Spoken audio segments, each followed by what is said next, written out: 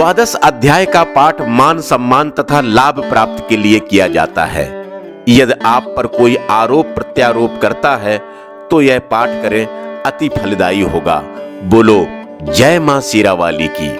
देवी बोली, देवताओं, जो पुरुष एकाग्रचित होकर इन स्तोत्रों से मेरी स्तुति करेगा उसकी सभी बाधाएं मैं निश्चय ही दूर कर दूंगी।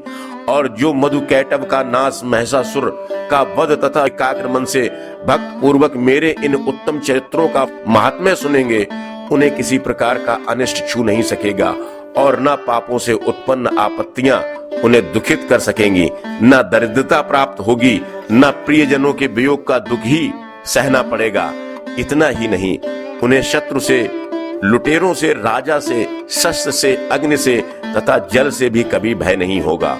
इसलिए सबको एकाग्रचित होकर भक्ति पूर्वक मेरे इस महात्म्य को पढ़ना और सुनना चाहिए। मेरा यह चरित्र परम मंगलदायक है।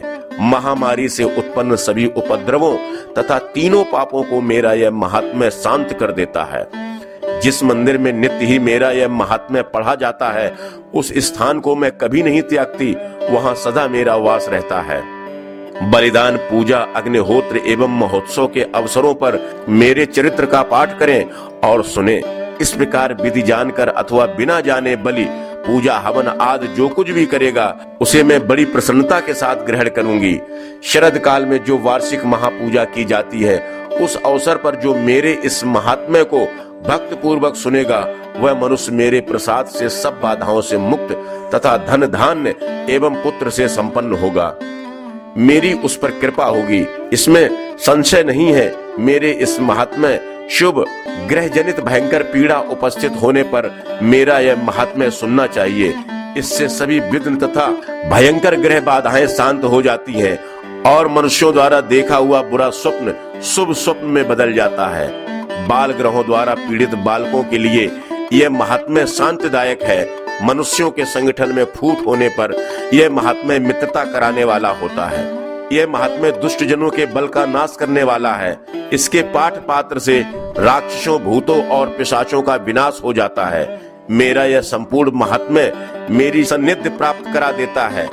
पुष्प, अर्घ, दीप, धूप, गंध तथा उत्तम सामग्रियों द्वारा मेरा पूजन करने से, ब्राह्मणों को भोजन कराने से, होम से, प्रतिदिन के अभिषेक से तथा अन्य अनेक प्रकार के पदार्थों के दान से वर्ष भर जो यह सब मेरे अर्पण करके आराधना करते हैं, इससे जो मुझे प्रसन्नता होती है, वही प्रसन्नता मेरे इस महात्म्य के एक बार सुनने से हो जाती है। इसे सुनते ही सभी पाप नष्ट हो जाते हैं और आरोग्यता प्राप्त हो। मेरी उत्पत्तियों का कीर्तन सब भूतों से रक्षा करता है तथा युद्धों में वर्णित मेरा चरित्र दुष्ट असुरों का संहार करने वाला है।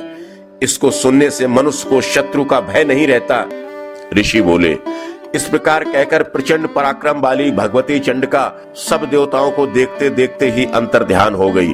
फिर सभी देवता शत्रुओं के मारे जाने से निर्भय होकर पूर्व की भांति यज्ञ भाग का उपभोग करते हुए अपने अपने अधिकार का पालन करने लगे। संसार का संहार करने वाले महाभयंकर अतुल पराक्रमी नीच देव शत्रु शुंभ तथा महाबली निशुंभ के युद्ध में देवी द्वारा मारे जाने पर शेष दैत्य पाताल लोक में चले गए। हे राजन, इस प्रकार भगवती अंबिका नित्य स्वरूपा देवी बार बार प्रकट होकर जगत की रक्षा किया करती हैं। वे ही इस विश्व को मोहित करती हैं, वे ही जगत को पैदा करती हैं तथा वे ही प्रार्थना किए जाने पर संतुष्ट हो विज्ञान एवं समृद्धि प्रदान करती हैं। हे राजन, महाप्रलय काल में महामारी स्वरूप से यही देवी संपूर्ण ब्रह्मांड में व्याप्त हो जाती है। वे ही समय समय पर महामारी होती है और वे ही अजन्मा होते हुए भी स्वयं सृष्टि के रूप में प्रकट होती है। वे सनातनी देवी ही समय अनुसार प्राणियों की स्थिति किया करती हैं। मनुष्यों के अभ्युदय के समय वे ही देवी घर में लक्ष्मी के रूप में स्थित हो उन्नति प्रदान करती हैं और वे ही अभाव के समय विनाश के लिए अललक्ष्मी दरिद्रता वन विनाश का कारण होती हैं। पुष्प, धूप, गंध आदि सामग्रियों से पूजन तथा स्तुति करने पर यही देवी धन, पुत्र, धर्म में रुचि तथा शुभ गति आदि प्रदान करती हैं। भक्तजन, इस तरह से दुर्गा सप्तशती का 12वां अध्याय समाप्त होता है। 13वां अध्याय। ऋषि बोले, राजन, इस प्रकार मैंने तुमसे देवी के अनुपम महात्म्य का वर्णन किया। जो इस जगत को धारण करती हैं, उन देवी का ऐसा ही प्रभाव है। वे ही विद्या उत्पन्न करती है। भगवान विष्णु की माया स्वरूपा उन भगवती के द्वारा ही तुम यह वैश्य तथा अन्यान्य विवेकी जन मोहित हुए हैं तथा भविष्य में भी मोहित होंगे। महाराज, तुम उन्हीं परमेश्वरी की शरण में जाओ। पूजा करने पर वे ही मनुष्यों को भोग, स्वर्ग तथा मोक्ष प्रदान करती हैं। मार्कंडे जी कहते हैं, कौशिक जी, मेघा मुनि के वचन सुनकर राजा सुरत ने उत्तम व्रत का पालन करने वाले उन महाभोग महर्ष को प्रणाम किया। वे अत्यंत ममता और राज्य के छिन जाने से बहुत खिन्न हो चुके थे। महामुने इसलिए विरक्त होकर वे राजा तथा वैश्य तत्काल तपस्या करने चले गए और वे जगदम्बा के दर्शन के लिए नदी के तट पर रहकर तपस्या करने लगे। वह राजा और वैश्य उत्तम देवी सूक्त का जप करते हुए तपस्या में लग गए। वे दोनों नदी के तट पर देवी की मिट्टी की मूर्ति बनाकर पुष्प, धूप और हवन आदि के द्वारा उनकी आराधना करने लगे। उन्होंने पहले तो आहार को धीरे धीरे कम किया, फिर बिल्कुल निराहार रहकर देवी में मन लगाए। एकाग्रता पूर्वक उनका चिंतन आरंभ किया। वे दोनों अपने शरीर के रक्त से प्रोक्षित बल देते हुए लगातार 3 वर्षों तक संयम पूर्वक पूजा करते रहे। इस पर प्रसन्न होकर जगत को धारण करने वाली चंडिका देवी ने साक्षात दर्शन देकर कहा। देवी बोली, हे राजन तथा अपने कुल को आनंदित करने वाले वैश्य, तुम लोग जिस वस्तु की कामना रखते हो वह मुझसे मांगो, मैं संतुष्ट हूँ, अतः तुम्हें वह सब कुछ दूंगी। मार्कंडे जी कहते हैं, तब राजा ने दूसरे जन्म में नष्ट न होने वाला राज्य मांगा तथा इस जन्म में भी शत्रुओं की सेना को बलपूर्वक नष्ट करके पुनः अपना राज्य प्राप्त कर लेने का वरदान मांगा। वैश्य का चित्त संसार की ओर से खिन्न एवं विरक्त हो चुका था और वह बड़ा बुद्धिमान था, अतः उसने ममता और अहंकार रूपी आसक्त का नाशक ज्ञान मांगा। देवी बोली, राजन, तुम थोड़े ही दिनों में शत्रुओं को मारकर अपना राज्य प्राप्त कर लोगे। अब वहां तुम्हारा राज्य स्थिर रहेगा।